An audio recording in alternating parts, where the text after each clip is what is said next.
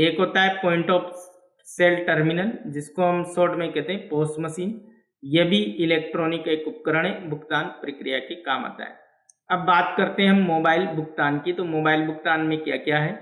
Mobile wallet भौतिक एक बटुए के समान होता है, जैसे हम बटुआ रखते हैं उसी के समान होता है। जैसे इसके अंदर हम पढ़े Paytm, YONO app, statement, UPI, Bhim, ये सारे इसके उदाहरण हैं।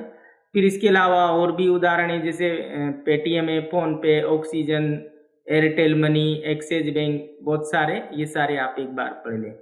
इसमें जो मुख्य बात है वह 3 चीजें हैं जो प्रश्न ज्यादा आता है, आईएमपीएस, एनईएफटी और आरटीजीएस।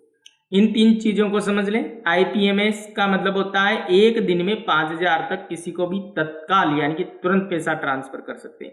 नेफ्ट का मतलब होता है हम 8 घंटे से दिन भर में भुगतान कर सकते हैं, यानी कि 8 घंटे या पूरा दिन भर लगता है, हम किसी को भी पैसा ट्रांसफर कर सकते हैं, यानी कि तुरंत नहीं होता, थोड़ा सा समय लगता है लेकिन फ्री है।